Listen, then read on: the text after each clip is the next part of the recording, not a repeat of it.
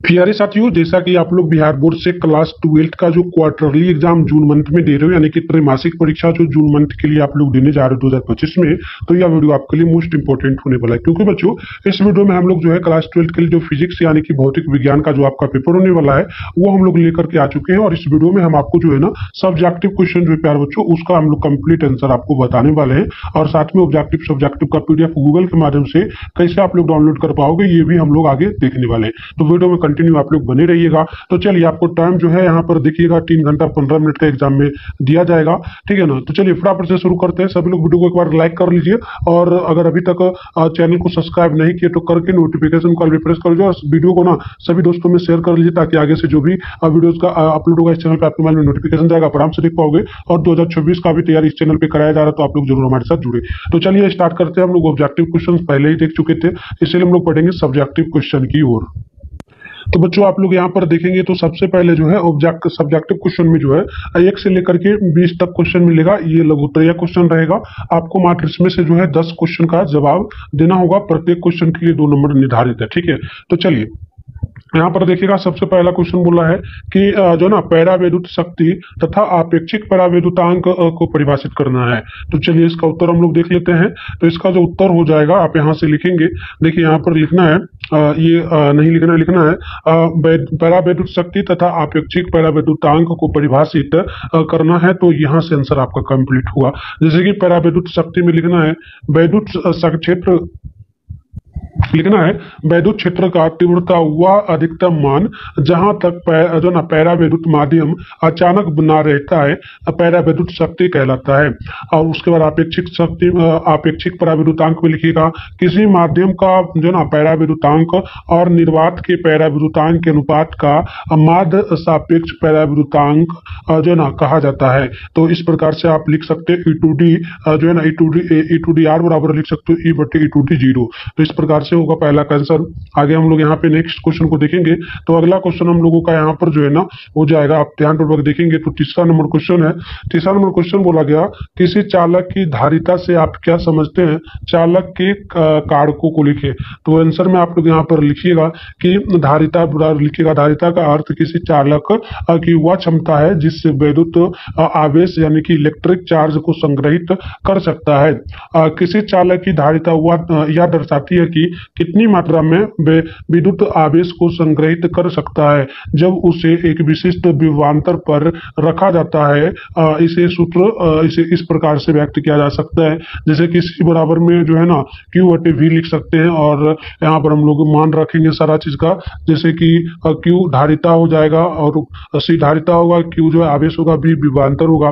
धारिता की इकाई जो ना फैराड होती है, जहाँ F को दर्शाया जाता है। अब वहीं पे आप लोग यहाँ पर और भी लिख सकते हैं, चालक की धारिता के कारक लिखिएगा।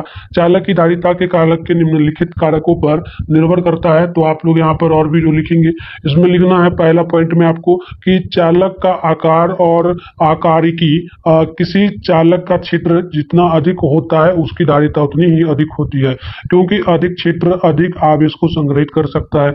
उसके बाद आप यहाँ पर दूसरा पॉइंट में लिखिए चालक के बीच की दूरी। तो इसमें लिखना आप लोगों को लिखना है धारिता उस दूरी पर निर्भर करती है जो चालक और ग्राउंड के बीच, या जब दो प्लेटों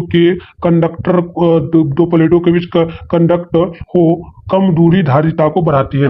तीसरा लिखिएगा माध्यम का गुणनांक। तो माध्यम का गुणनांक में लिखिएगा यदि चालक के आसपास कोई माध्य है तो उसकी धारिता उस माध्यम के गुणनांक पर निर्भर करती है। अधिक गुणनांक धारिता को बढ़ाता है।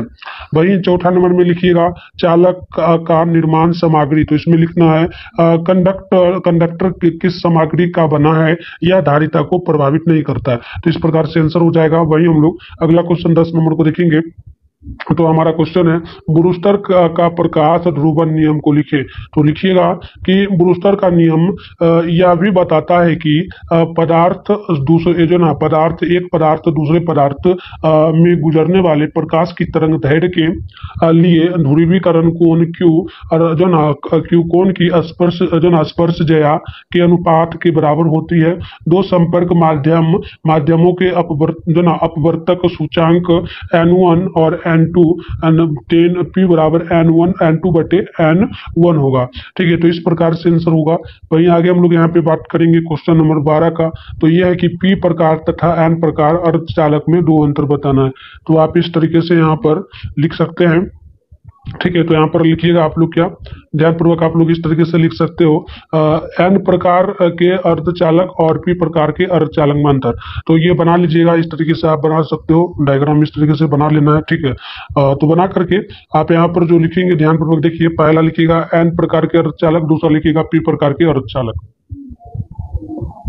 और वही आप पहला नंबर में लिखिएगा, नैन अर्धचालक में जो है ना पंच संयोजी तत्व होता है, जैसे कि एस, एसपीपी आदि की अशुद्धियां मिलने पर एन प्रकार के अर्धचालक प्राप्त होते हैं।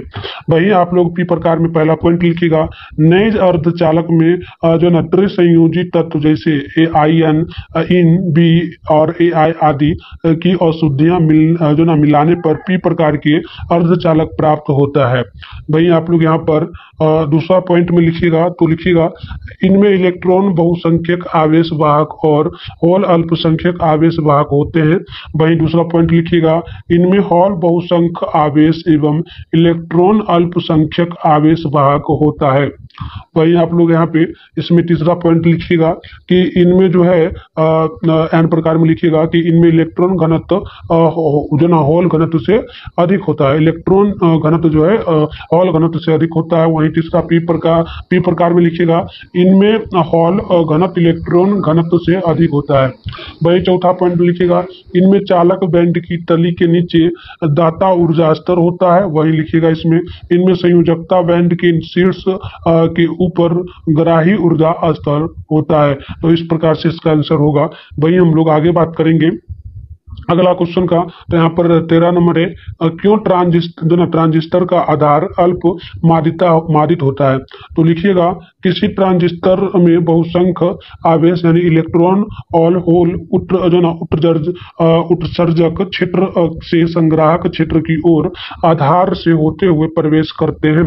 यदि आधार को मोटा बनाकर उच्च डोपित कर दिया जाए तो उत्सर्जक क्षेत्र के बहुसंख्यक आवेश वाहक आधार क्षेत्र में उपस्थित वाहकों से संयुक्त हो जाता है तथा केवल अल्प संख्या में आवेश वाहक संग्राहक होता है। तो इस प्रकार से आप इसका आंसर लिखेंगे। वही हम लोग यहाँ देखेंगे 17 नंबर को। तो लेजर किरण की दो प्रमुख विशेषता लिखना है।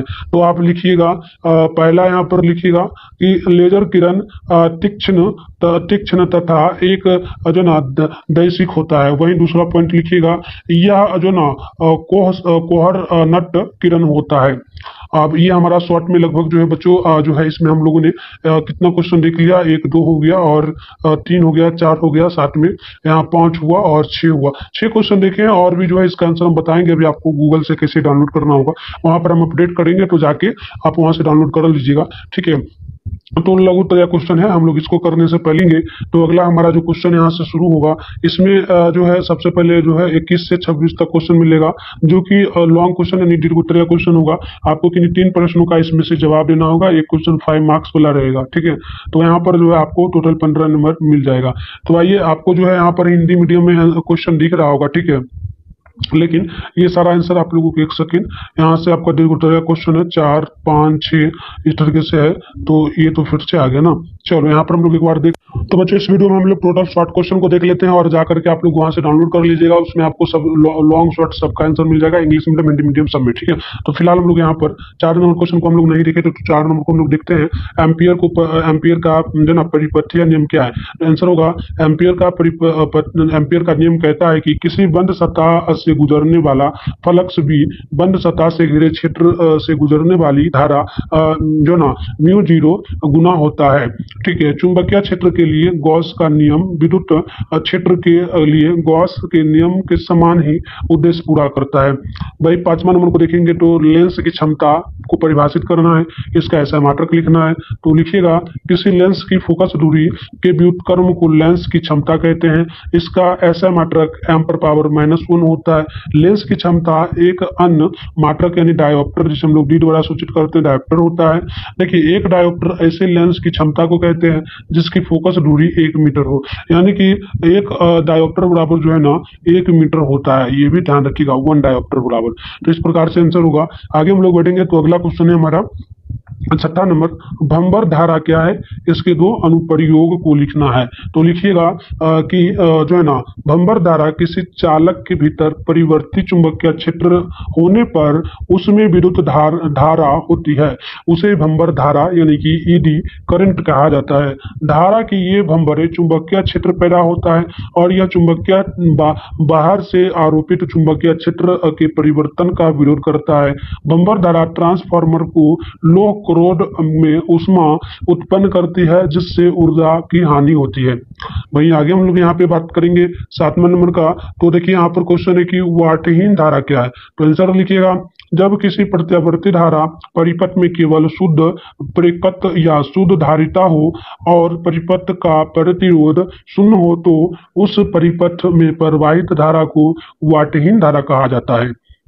वही यहाँ पे हम लोग बात करेंगे 9 नंबर का। तो क्वेश्चन है कि संवहन वेग क्या है, इसका व्यंजक लिखे। तो लिखिएगा कि धारिता का अर्थ किसी चालक की वह क्षमता है जिससे वह विद्युत आवेश को संग्रहित कर सकता है। किसी चालक की धारिता यह दर्शाती है कि वह कितनी मात्रा में विद्युत आवेश को संग्रहित कर सकता है जब उसे एक विशिष्ट विभवांतर पर रखा जाता है। तो इसका सूत्र इस प्रकार होगा। तो इस प्रकार से आप लोग यहाँ पर जो है ये भी क्वेश्चन तो हम कराया ही थे, इस तरीके से आप लोग यहाँ पर इसको जो है अच्छे से लिख लीजिए या याद कर लीजिए। सारा इंपॉर्टेंट है, 2024 बोर्ड एग्जाम जो देने जाओगे उसमें भी ये सारा क्वेश्चन जो है बिल्कुल पूछा जाएगा। मैंने बताया उसके लिए भी ये क्वेश्चन इंपॉर्टेंट है। तो चलो मिलते हैं नेक्स्ट वीडियो में, तब तक के लिए बाय बाय बच्चों।